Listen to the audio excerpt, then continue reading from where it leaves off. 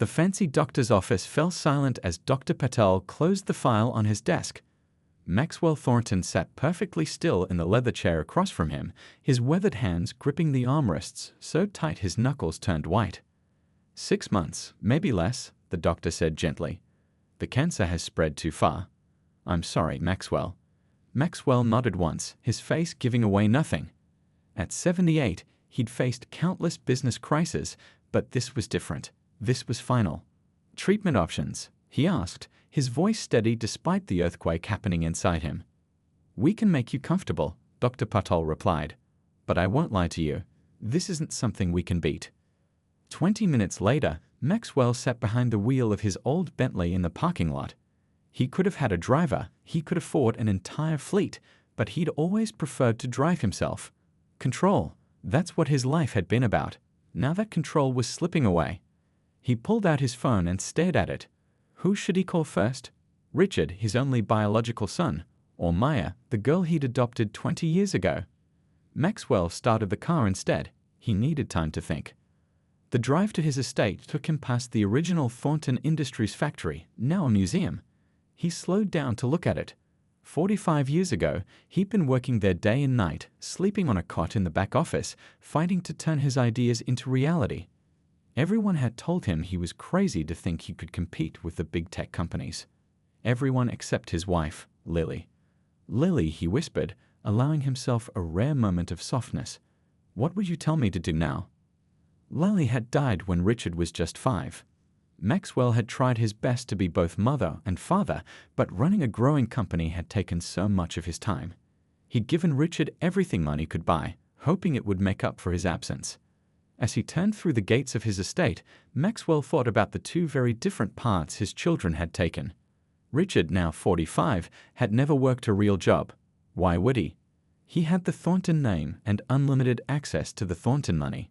He lived in a penthouse downtown, collected sports cars, and appeared in the gossip columns dating models and actresses. Maxwell had tried to interest him in the family business, but Richard had always found excuses. The company runs itself, Dad, he'd say. That's why you have all those people working for you. Then there was Maya. Maxwell smiled thinking about her. He'd met her at a charity event when she was 16, smart, determined, and completely unimpressed by his wealth. She'd been in foster care, bouncing between homes since she was 12. Something about her fierce independence had reminded Maxwell of himself. The adoption had raised eyebrows, a 60-year-old billionaire suddenly taking in a teenage girl. But Maxwell hadn't cared what people thought. Maya had earned her place in his life through hard work and genuine care. Unlike Richard, Maya had refused special treatment. She'd worked summer jobs in the Thornton warehouses, earned her engineering degree, and started at entry level. Now, at 35, she was the company's chief innovation officer, respected by everyone from the factory workers to the board members.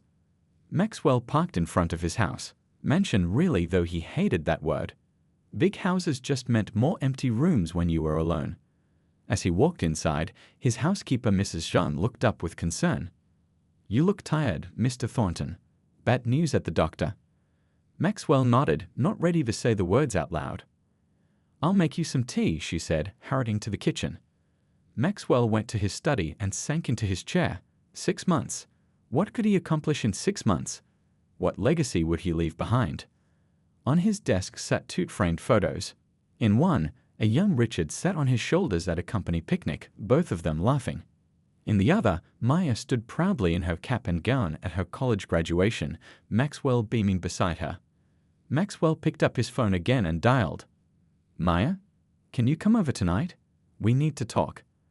The most important business decision of his life was waiting to be made. And unlike every other decision in his career, this one would be made with his heart, not his head. Richard Thornton woke up at noon in his Manhattan penthouse. The sun poured through floor-to-ceiling windows, revealing empty champagne bottles and half-eaten food from last night's party. His head pounded as he reached for his phone. 20 missed calls, most from friends, but one from his father's assistant. Probably wants me at another boring board meeting, he muttered, dropping the phone on his silk sheets. At 45, Richard had perfected the art of looking busy while doing nothing. He hadn't worked a day in his life, not really. Why should he? Everyone knew he was Maxwell Thornton's son. That name opened every door worth entering. He stumbled to the bathroom, catching his reflection in the mirror. His face looked tired, puffy from too many late nights. He splashed water on his face and thought about calling his trainer to cancel their session. Again, Richard's phone rang. It was his financial advisor, Hal. "Hey, I can't talk right now," Richard answered. "Got a splitting headache." "You might want to take something for that and call me back," Hal said, his voice oddly serious. "Your father's condition is all over the business news." Richard froze. "What condition?" "You don't know." "I assumed that's why you called yesterday. Maxwell announced to the board he's got terminal cancer. 6 months they're staying." The bathroom suddenly felt very cold. Richard gripped the marble counter. "I've got to go," he said, hanging up. He stared at his phone. Why hadn't his father called him directly? Why did he have to hear this from his financial advisor? Then a thought hit him like a bucket of ice water. The inheritance. Thornton Industries. The fortune. His future. Richard called his assistant while throwing clothes into a bag. "Get the jet ready. I'm going to see my father today and find out what happened at yesterday's board meeting." On the flight to his father's estate, Richard scrolled through news articles. The business world was already speculating about succession plans at Thornton Industries. Several mentioned Maya as a potential new CEO. Maya, Richard said the name like it tasted bad. He'd never understood why his father had brought her into their family. Sure, she was smart, but she wasn't a real Thornton. The jet landed, and Richard's driver met him with a Ferrari, one of several cars he kept at his father's estate for when he visited, which wasn't often. As the Ferrari rode up the driveway, Richard rehearsed what he'd say. He needed to seem concerned, not greedy. He'd ask about treatment options. He'd offer to help. Then, when the moment felt right, he'd bring up the company's future. Mrs. Zhang opened the door with a frown. "Your father is resting." "I'll wait," Richard said, pushing past her. He wandered through the mansion, feeling oddly out of place despite having grown up there. In the main living room, he noticed changes. Photos of Maya at company events, awards she'd won, even a framed magazine cover calling her Tech's rising star. Richard picked up a photo of Maya and his father at some charity dinner. They were laughing about something. He couldn't remember the last time he'd make his father laugh. He put the photo down when he heard footsteps. "Richard." Maxwell stood in the doorway, looking frailer than Richard remembered. "This is a surprise." "Dad." Richard stepped forward, awkwardly patting his father's shoulder. "I heard the news. Why didn't you call me?" "I was going to," Maxwell said, lowering himself carefully into a chair. "I'm having a family dinner tonight. Maya's coming." "Of course she is," Richard couldn't help saying. "She's always here, isn't she?" Maxwell's eyes hardened. "Yes, she is. She calls. She visits. She cares." The accusation hung in the air between them. "I care too," Richard said, sitting across from his father. "I'm here now, aren't I? And I've been thinking, maybe it's time I learned more about the company. You know, get more involved." Maxwell studied his son's face. "After all these years, now you're interested. Better late than never, right?" Richard forced a smile. "I am your son. Your only child, really." "Maya is as much my child as you are," Maxwell said quietly. Richard felt his temper rising but pushed it down. "Of course, that's not what I meant. But you know, blood is blood. And the company has always been meant for me, hasn't it? That was always the plan." "Plans change," Maxwell said, his voice giving nothing away. "We'll discuss everything tonight at dinner, 7 o'clock. Don't be late." As Richard watched his father leave the room, a chill ran through him. Something in the old man's voice made him uneasy. For the first time, Richard wondered if his birthright wasn't as secure as he'd always believed. Maya Chen Thornton hurried through the doors of Thornton Industries, nodding to the security guard who smiled warmly at her. Unlike most executives who barely noticed the staff, Maya knew everyone by name. "Morning, Hank. How's your daughter doing with those college applications?" "She got into State University," Hank beamed. "That scholarship program you started made all the difference."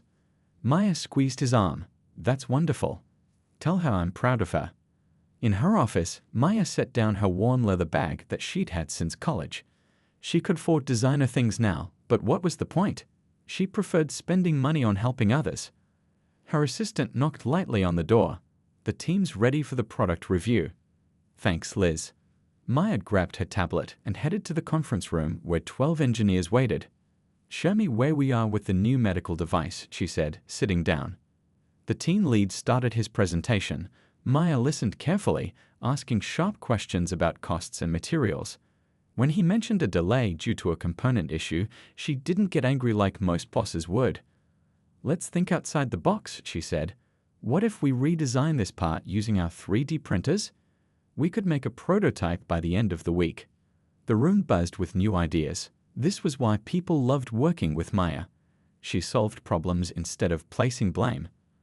Halfway through the meeting, Maya's phone vibrated. It was a text from Mrs. Zhang. He got the test results. Not good. He needs you. Maya's heart dropped. She'd been worried about Maxwell's doctor appointment, but she'd hoped. I'm sorry, everyone, she said, rising quickly. Family emergency. Keep working on those solutions and email me your progress. 30 minutes later, Maya pulled up to Maxwell's estate. She didn't use her key, but not respectfully. This had been her home for years during college, but she moved out after graduation, insisting on paying her own way. Mrs. Zhang opened the door, her eyes red. He's in his study. Maya found Maxwell staring out the window at the garden. He looked smaller somehow. Dad? She said softly. He turned, his face lighting up the way it always did when he saw her. Maya, thank you for coming. She crossed the room and hugged him, feeling his bones through his expensive suit. Mrs. Zhang said you got the results. Maxwell nodded. 6 months, maybe less.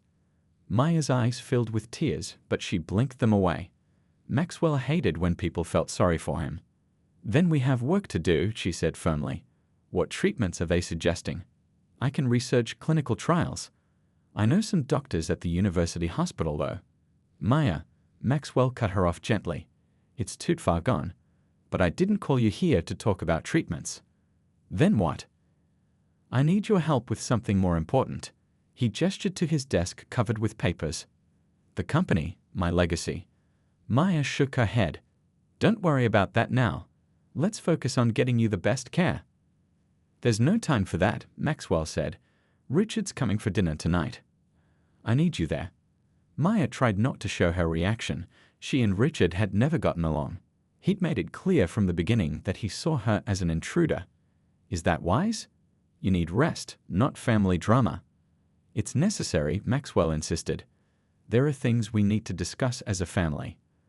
Later that afternoon, Maya cancelled her meetings for the next few days and packed a small bag. She knew Maxwell would never ask her to stay, but she could tell he needed her. When she returned to the estate, she found Mrs. Zhang in the kitchen. I'll be staying for a while, Maya told her. Can I help with dinner? Mrs. Zhang handed her an apron. You always were a good girl. Not like. She didn't finish, but Maya understood. As they chopped vegetables together, Maya's mind raced with worry. Not about inheritance or money, those things had never mattered to her. She worried about Maxwell and the pain in his eyes. About the company's future and the thousands of employees who depended on it. And yes, she worried about facing Richard tonight. The way he looked at her, like she was a thief who had stolen his father's love. Maya checked her watch. 2 hours until dinner. Whatever Maxwell wanted to discuss, she would support him. That's what family did. Real family, not defined by blood, but by love and loyalty. She just hoped Richard wouldn't make things harder for Maxwell than they already were. The grandfather clock in Maxwell's study struck 3 as Mr. Chen, his attorney for over 30 years, closed his leather portfolio. Are you absolutely certain about this, Maxwell? Mr. Chen asked, his forehead creased with concern. Richard won't take this quietly. Maxwell looked at the papers he'd just signed. His new will. The document that would change everything. I've never been more certain of anything, Maxwell said, his voice stronger than it had been all day. I built Thornton Industries from nothing. I've earned the right to decide who carries it forward. Mr. Chen nodded and carefully tucked the papers away. I'll file these immediately. Just prepare yourself for the fallout. After the attorney left, Maxwell sat alone, staring at a photo on his desk. It showed a much younger version of himself standing in front of the original Thornton factory. He remembered that day clearly. The bank had just approved his first major loan. Everyone had said he was crazy to compete with the tech giants, but he'd proven them all wrong. The company needs someone with that same fire, he whispered to himself. A soft knock interrupted his thoughts. Mrs. Zhang peeked in. "Mr. Thornton, should we set the dining room table for dinner? Or would you prefer something more casual in the small dining room?" Maxwell thought about it. The formal dining room was cold, intimidating. That wasn't the tone he wanted for tonight. The small dining room, he decided. And please, nothing fancy, just a simple meal. "Very good, sir." She hesitated. "Miss Maya is in the kitchen helping with dinner. Mr. Richard is by the pool with a bottle of your scotch." Maxwell sighed. Some things never changed. By 6:30, Maxwell had changed into a comfortable sweater and slacks. No need for business suits anymore. He made his way to the kitchen where Maya stood stirring a pot of soup. "Chicken soup?" Maxwell asked, smiling. "Your specialty." Maya turned. "I thought comfort food would be good tonight. How are you feeling?" "Like a man who's finally making the right decision," he said, after years of making the wrong ones. Maya gave him a curious look but didn't push. That was one of the things he loved about her. She never pried, never demanded. "Richard's been drinking by the pool all afternoon," she said quietly. "I know," Maxwell replied. "He's worried about what I'm going to say tonight." "And what are you going to say?" Maya asked, her dark eyes searching his face. Maxwell patted her hand. "You'll find out soon enough." At exactly 7, they gathered in the small dining room. Richard arrived late, his shirt rumpled and his eyes slightly unfocused from the scotch. "Well, isn't this cozy?" he said, dropping into a chair. "The whole happy family." Maxwell ignored the sarcasm. "Thank you both for coming. As you know, my time is limited, and there are important matters we need to discuss." Mrs. Zhang served the soup, and for a few minutes, the only sound was spoons against bowls. Maxwell watched his children, Richard slouching in his chair, Maya sitting straight, waiting patiently. "I've updated my will today," Maxwell finally said. Richard's spoon clattered against his bowl. "Really? That was fast." "When you have 6 months to live, son, you learn not to waste time," Maxwell replied. "I want to be clear about my decisions so there are no surprises." Maya shook her head. "Dad, we don't need to talk about this now. You should focus on your health, not." "This can't wait," Maxwell interrupted gently. "Thornton Industries represents my life's work. Its future is more important to me than anything else." Richard leaned forward. "And naturally, it should stay in the family, with your son." Maxwell looked at him steadily. "It will stay in the family, with the person who has earned the right to lead it." The air in the room suddenly felt heavy. Richard's face flushed. "What exactly does that mean?" he demanded. "It means," Maxwell said calmly, "that I've decided to leave controlling interest in Thornton Industries to Maya, along with the majority of my personal assets." Richard's phone wouldn't stop buzzing. He'd ignored it, staring instead at the TV in his penthouse where a blonde news anchor was talking about his family. "Breaking news in the business world today," she said. "Tech billionaire Maxwell Thornton has reportedly changed his will, leaving control of Thornton Industries to his adopted daughter Maya Chen Thornton instead of his biological son Richard. Sources close to the family say." Richard hurled his glass at the TV. It missed, shattering against the wall instead. Whiskey dripped down the expensive wallpaper. "How did they find out?" he growled, finally checking his phone. 57 missed calls. Reporters, business associates, so-called friends, all wanting to know if the rumors were true. His phone rang again. His lawyer, Dave. "Tell me you can fix this," Richard said without saying hello. "It's complicated," Dave sighed. "I've reviewed similar cases. Challenging the will is possible, but—" "I don't care what it takes," Richard cut in. "That company is mine by right. She tricked him somehow. She's been planning this for years." "Richard, be careful what you say publicly. Anything could be used against you in court." But Richard wasn't listening. His mind was racing. 20 years ago, his father had brought home a teenager and announced he was adopting her. Richard, already in his 20s then, had laughed it off as a midlife crisis. He never imagined she'd actually steal his birthright. "I need to make a statement," Richard decided. "The public needs to hear my side." "That's a terrible idea right now," Dave warned. "Let me handle." Richard hung up. He needed to act fast. Across town, Maya sat in her modest apartment, staring at her own TV in horror. Her phone had been ringing nonstop too, but she turned it off after the 10th reporter called. "This can't be happening," she whispered. She'd never wanted Maxwell's money. When he'd adopted her, people had whispered that she was just after his fortune. She'd spent 20 years proving them wrong, working her way up from the bottom, earning every promotion. Now those old rumors would resurface, stronger than ever. Her doorbell rang. She ignored it, but it rang again persistently. Looking through the peephole, she saw Mrs. Zhang holding grocery bags. "They're camped outside the estate," the housekeeper said when Maya opened the door. "Mr. Thornton sent me to check on you, and to bring food.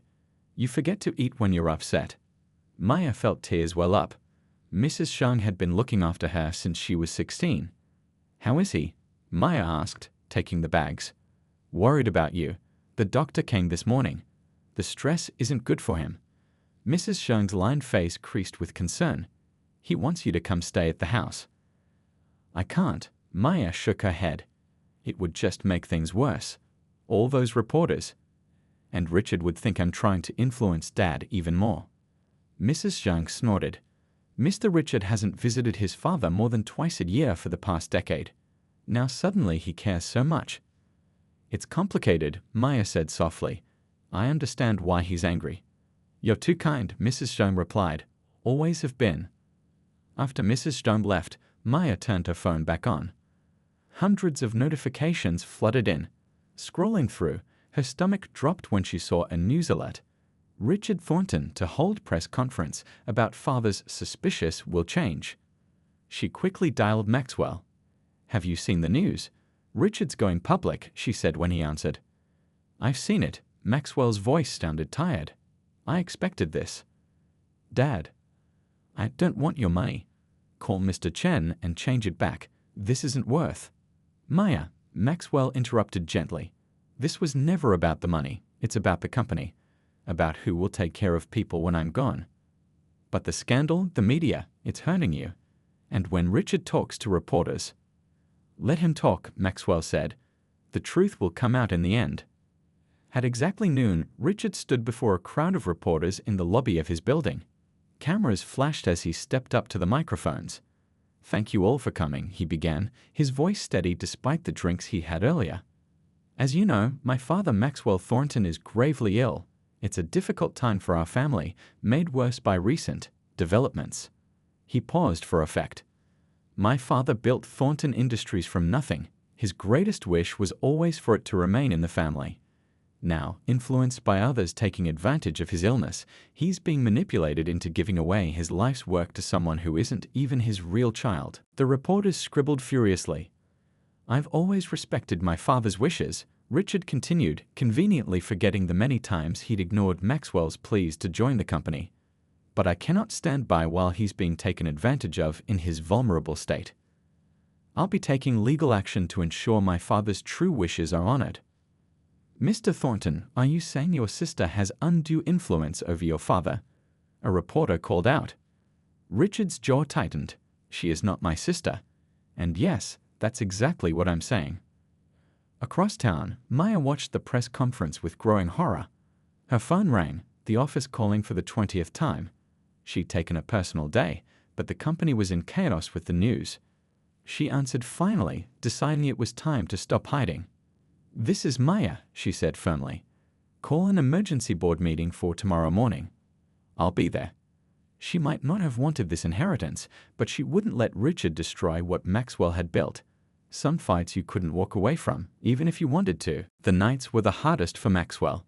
Pain kept him awake, but it wasn't just the cancer eating away at his body. It was the weight of secrets he carried for decades. Tonight was particularly bad. The doctor had increased his pain medication, but Maxwell had cut the dose in half. He needed a clear mind for what he had to do. He shuffled down the hallway of his dark house, using the wall for support. In his study, he unlocked the bottom drawer of his desk with a small key he kept on a chain around his neck. Inside was an old photo album he hadn't opened in years. As he turned the pages, memories flooded back. Not the glossy memories of business triumphs that filled the company's official history books, but the messy, human stories behind his success. He stopped at a photo of a young couple standing beside him at some forgotten tech conference. The man was tall and thin with intense eyes, the woman petite with a brilliant smile. They were holding a prototype of what would later become Thornton Industries' breakthrough product. "I'm sorry," Maxwell whispered to the photo. "I should have told the truth years ago." A soft knock startled him. His night nurse, Penny, stood in the doorway. "Mr. Thornton, I heard you moving around. It's time for your medicine." Maxwell quickly closed the album. "Just getting some air, Penny." She looked concerned. "You should be resting. The board meeting tomorrow." "I know," Maxwell sighed. "But there's something I need to show you first." Penny stepped closer, and Maxwell reopened the album to the photo of the couple. "Do you know who this is?" he asked. Penny adjusted her glasses. "No, sir." "These were Maya's parents," Maxwell said, his voice catching. "Lee and Diane Chen. Brilliant scientists. They came to me 25 years ago with an idea that changed everything." Penny sat down slowly. "Maya's parents worked for you?" "Not exactly," Maxwell said. "They wanted to partner with me. Their design was revolutionary. A new computer chip that could process data 10 times faster than anything on the market." Maxwell turned the page to show technical drawings and early prototypes. "I offered to buy it outright, but they refused. They wanted to retain partial ownership." Maxwell's hands trembled. "I could have negotiated fairly, but I was younger then, more ruthless. I wanted total control." Penny listened quietly as Maxwell continued. "I threatened to tie them up in court for years. I had the resources to outlast them." Shame colored his voice. "They had a young daughter to support, Maya, just 6 years old then. They couldn't afford a long legal battle." "So they sold to you?" Penny asked. Maxwell shook his head. They were driving home from a late meeting with their lawyers. It was raining. The roads were bad. He paused, the memory still painful after all these years. "They never made it home. Car accident. Both killed instantly." Penny gasped softly. "I bought the technology for pennies from their estate," Maxwell admitted. "It became the foundation of Thornton Industries' success. Everything I have, I built on their idea." "And Maya?" Penny asked. "What happened to her?" "She went into foster care. I kept track of her over the years, feeling responsible somehow. When she was 16, I arranged to meet her at that charity event, making it seem like coincidence." Maxwell closed the album. "She was so much like her parents, brilliant, determined. I couldn't tell her the truth, but I could give her something back." "Does she know any of this?" Penny asked. "No," Maxwell said. "I've never told anyone." "But now you're leaving her the company," Penny said, understanding dawning on her face. "It's not charity, it's justice," Maxwell finished. "The company should have been partly hers all along. Her parents' legacy." Penny was quiet for a moment. "You need to tell her, Mr. Thornton, before it's too late." Maxwell nodded. "I know. After tomorrow's board meeting, I just hope she can forgive me." The next morning, Maxwell was pale but determined as he dressed for the board meeting. His driver helped him into the car where Maya was already waiting, her face drawn from sleepless nights. "You don't have to do this," she said as the car pulled away. "I can handle Richard's accusations." "This isn't just about Richard," Maxwell replied. "There are things you need to know. Things I should have told you years ago." Maya looked at him curiously. "What things?" Maxwell patted her hand. "After the meeting, when we have privacy." At Thornton Industries headquarters, reporters swarmed the entrance. Security cleared a path for Maxwell's car, but camera flashes still burst through the windows. Inside, the boardroom was tense. Board members whispered among themselves, falling silent when Maxwell entered. Richard sat at the far end of the table, his lawyer beside him. "Let's begin," Maxwell said, taking his seat at the head of the table. For the next hour, he outlined his succession plan in detail. Maya would take over as CEO with immediate effect. Richard would receive his trust fund but no controlling shares. "This is absurd," Richard interrupted. "He's not thinking clearly." "The cancer treatments are not affecting my judgment," Maxwell cut in firmly. "I've built this company over 40 years. I know what it needs to thrive." "And what's that?" Richard challenged. "Someone who isn't even a real Thornton." The room fell silent. Maxwell slowly stood, gripping the table for support. "There's something all of you should know," he began, his voice stronger than it had been in weeks. "Something I've kept secret for too long." Maya looked up at him, confused. Board members leaned forward. "Thornton Industries' success was built on technology that wasn't mine," Maxwell said clearly. "It came from two brilliant scientists, Lai and Diane Chen." He looked directly at Maya, whose face had gone completely still. "Maya's parents," he added softly. The boardroom erupted in shocked whispers. Maya's hand went to her mouth. Richard stared in disbelief. "What are you talking about?" Maya whispered. Maxwell took a deep breath, ready to finally share the truth he'd hidden for decades, the truth that would change everything. The boardroom felt frozen in time. Maya stared at Maxwell, her world shifting beneath her feet. "My parents," she whispered. "My parents created Thornton technology." Maxwell nodded, his eyes never leaving hers. "Your father designed the chip. Your mother developed the software. Together, they created something revolutionary." Maya's mind raced through fragmented childhood memories, her parents working late into the night, excited conversations she hadn't understood, blueprints spread across their kitchen table. "I was just 6 when they died," she said, her voice unsteady. "I remember them working on something important, but I never knew." Richard slammed his hand on the table. "This is ridiculous. You expect us to believe this convenient story? Where's the proof?" Maxwell pulled a flash drive from his pocket. "Everything is here. The original patents. The legal threats my lawyers sent. The accident report." He pushed it toward the center of the table. "I spent 20 years hiding the truth. I'm not proud of it." An older board member spoke up. "Maxwell, are you saying our company's foundation was stolen?" "Not stolen," Maxwell corrected. "I paid for it. But I leveraged my power against 2 young scientists who couldn't fight back. And after they died," his voice broke, "I buried the story and took full credit." The room erupted in shocked murmurs. The board members exchanged concerned glances. Richard's lawyer scribbled frantically on a notepad.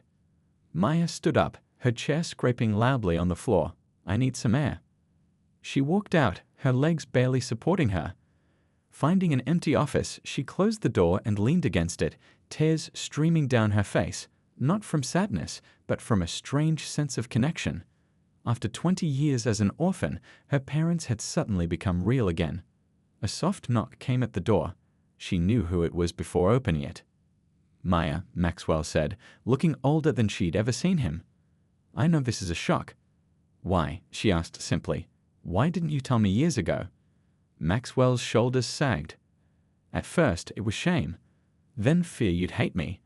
By the time you became like a daughter to me, I couldn't bear the thought of losing you." Maya wiped her eyes. "So finding me at that charity event wasn't a coincidence?" "No," Maxwell admitted. "I've been following your progress for years. But Maya, what wasn't planned was how much I came to love you. Not out of guilt, but because of who you are." Before Maya could respond, the door opened again. Richard stood there, his face unreadable. "The board wants us back," he said flatly. When they returned to the boardroom, a strange calm had settled. Richard's lawyer was packing his briefcase. "What's happening?" Maxwell asked. The board chairman cleared his throat. "Richard has withdrawn his objection to your will." Maya looked at Richard in surprise. He wouldn't meet her eyes. "Is this true?" Maxwell asked his son. Richard nodded stiffly. "Your little revelation changes things, legally speaking." His lawyer spoke up. "What Mr. Thornton means is that contesting the will would now involve making this story public. That would risk the company's reputation," Richard finished. "And its stock price, my stock price." Maya understood then. It wasn't a change of heart. It was calculation. But still the fighting would stop, and that was something. 3 months later, spring had come to the garden behind Maxwell's house. He sat in a wheelchair under an apple tree, a blanket over his legs despite the warm day. The cancer had progressed faster than expected. Maya sat beside him, reading financial reports. She'd moved back to the estate to care for him in his final weeks. Richard visited occasionally, awkward but civil. "How was the board meeting?" Maxwell asked, his voice thin but interested. "Good. We're launching the new medical tech division next month. Maya put down her tablet. But that's not the exciting news. Maxwell raised his eyebrows questioningly. I found something in my parents' old research notes, Maya said, her eyes bright. A concept they never got to develop. I think it could revolutionize how we treat heart disease. Maxwell smiled. You found their notes? In storage, Maya nodded. And guess what I'm calling the project? What? The Chen Thornton Initiative, Maya said softly. Both our legacies together. Maxwell closed his eyes, a tear slipping down his weathered cheek. Your parents would be proud. I've asked Richard to help with the business side, Maya added. Surprisingly, he's good at it when he actually tries. Maxwell chuckled weakly. People can surprise you. A week later, hundreds gathered for Maxwell Thornton's funeral. Business leaders, politicians, employees, all came to pay their respects. But most surprising was the sight of Maya and Richard standing together at the graveside, a tentative truce between them. At the reception afterward, Richard approached Maya with 2 glasses of champagne. He'd have liked this, Richard said, handing her a glass and gesturing to the crowd. Always did enjoy being the center of attention. Maya smiled slightly. True. I've been thinking about your Chen Thornton initiative, Richard said. The marketing potential is huge. Honoring forgotten innovators' angle would play well in the press. Maya gave him a look. It's not about marketing, Richard. I know, he said, suddenly serious. But I'm trying to contribute the way I know how. Maya studied him. You know, there's room for both of us at Thornton Industries. Different skills, different roles. Richard considered this. I'm not cut out for invention and innovation like you. But strategy, networking, deals, that I can do. Chief Strategy Officer has a nice ring to it, Maya suggested. Richard looked surprised. You trust me with that? Trust is earned, Maya replied honestly. But family is family. Complicated as ours is. As guests mingled around them, a reporter approached. Ms. Chen Thornton, care to comment on the company's future? Maya glanced at Richard, then back to the reporter. Thornton Industries was built on brilliant ideas that changed the world, she said. Some of those ideas came from my birth parents. Some came from Maxwell Thornton. The future will be built on new ideas that honor both legacies. The reporter looked at Richard. And how do you feel about working under your adopted sister? Richard smiled. A genuine smile for once. I'm looking forward to working with my sister, he corrected. Turns out, family businesses work best when family comes first. As the reporter walked away, Richard whispered to Maya, Dad would have loved that answer. Maya nodded, realizing that Maxwell's final gift wasn't just the company or the money, it was the truth, and sometimes the truth could heal wounds no one thought would ever close.